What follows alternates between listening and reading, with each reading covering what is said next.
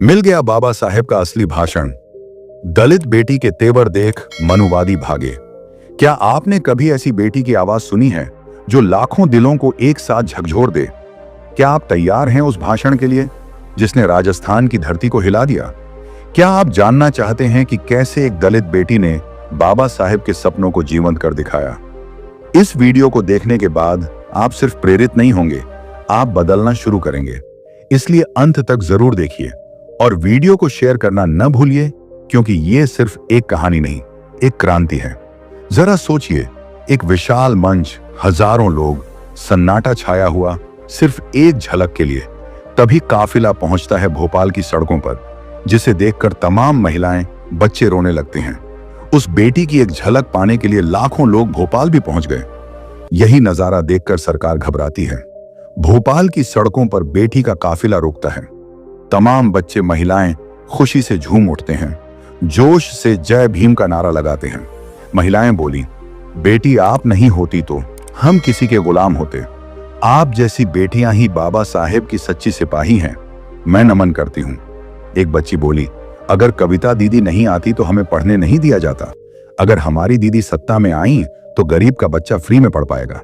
एक बूढ़ी माँ बोली, बेटी मैं जीते जी तुमको प्रधानमंत्री के रूप में देखना चाहती हूँ।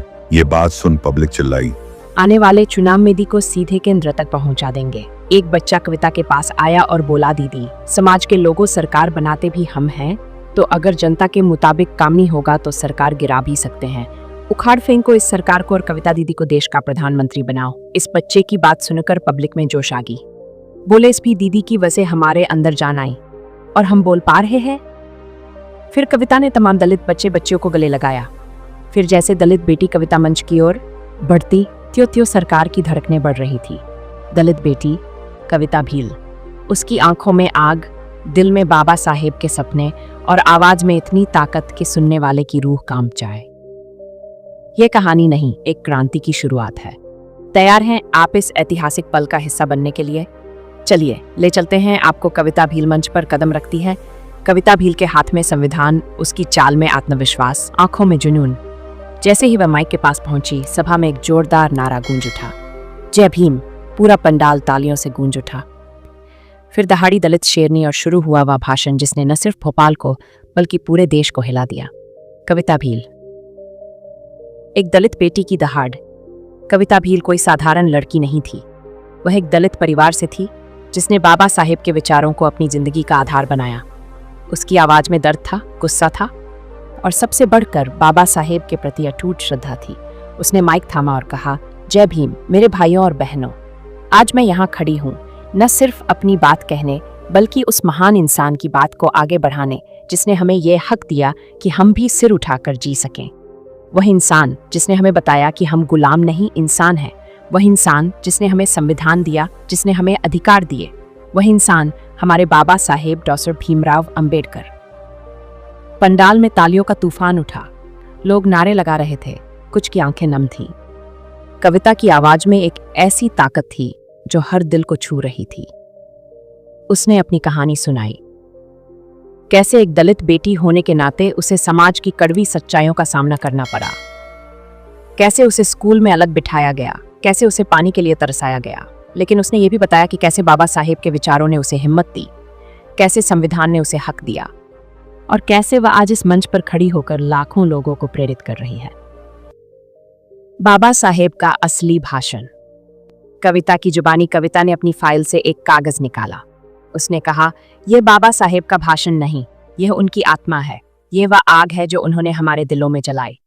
उसने बाबा साहेब के सन 1936 में लिखे गए अनाइलेशन ऑफ कास्ट के कुछ अंश पढ़े, जिसमें उन्होंने जाति व्यवस्था को खत्म करने की बात कही थी। उसने बाबा साहेब के उन शब्दों को दोहराया जिनमें उन्होंने कहा था, जाति व्यवस्था एक जहर है जो समाज को खोखला कर रही है। इसे खत्म करना होगा ताकि इंसान इंसान के साथ बराबरी से जी सके।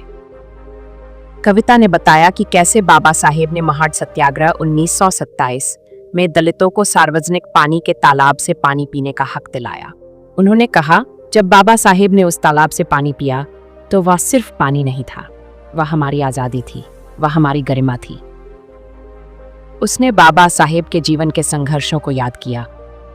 कैसे एक दलित होने के बावजूद उन्होंने कोलंबिया यूनिवर्सिटी और लंदन स्कूल ऑफ इकोनॉमिक्स से डिग्रियां हासिल की।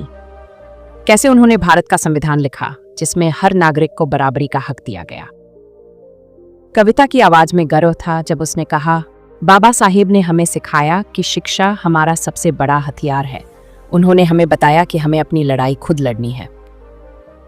लाखों लोग रोते हुए तालियां बजा रहे थे। कविता की बातें सुनकर सभा में बैठे लोग भावुक हो गए। कुछ लोग रो रहे थे, कुछ नारे लगा रहे थे। एक बुजुर्ग व्यक्ति जिसके हाथ में बाबा साहेब की तस्वीर थी ने कहा, ये बेटी हमारी आवाज है, ये बेटी बाबा साहेब की आत्मा है। कविता ने जब बाबा साहेब के पूना पैक्ट 1932 की बात की, जिसमें दलितों के लिए विधायी परिषदों में आरक्षित सीटों की व्यवस्था हुई, तो लोगों ने जोर जोर से तालियां बजाईं। कविता ने अपनी बात को और गहरा करते हुए कहा, बाबा साहेब ने हमें सिर्फ अधिकार नहीं दिए, उन्हें हमें स्वाभिमान दिया। उन्होंने हमें सिखाया कि हम किसी से कम नहीं। लेकिन आज भी समाज में मनोवादी सोच जिंदा है। आज भी हमें नीचा दिखाने खुद तो शिशस। अब हम चुप नहीं रहेंगे, अब हम दहाड़ेंगे। जय भीम। ये सुनते ही पूरा पंडाल फिर से जय भीम के नारों से गूंज उठा। लोग खड़े हो गए, तालियां बजा रहे थे, कुछ लोग अपने आंसू पोंछ रहे थे। कविता की आवाज में एक ऐसी ताकत थी जो हर किसी को बांधे हुए थी। उसने बाबा साहेब के बौद्ध धर्म अपनाने की कहानी सुनाई। कैसे 1956 में नागपुर में उन्होंने लाखों दलितों के साथ बौद्ध धर्म अपनाया ताकि वे हिंदू धर्म की जाति व्यवस्था से मुक्त हो सकें। मनुवादी भागे। कविता की दहाड़ का असर। कविता का भाषण इतना प्रभावशाली था कि सभा में मौजूद कुछ लोग जो जातिगत भेदभाव को बढ़ावा देने की सोच रखते थे, असहज हो गए। कुछ लोग चुपके से सभा से निकल गए।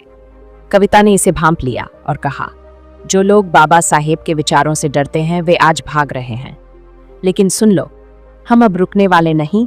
हम बाबा साहेब के सपनों को पूरा करेंगे। हमारा हक कोई नहीं छीन सकता। उसके इस बयान ने सभा में एक नई ऊर्जा भर दी।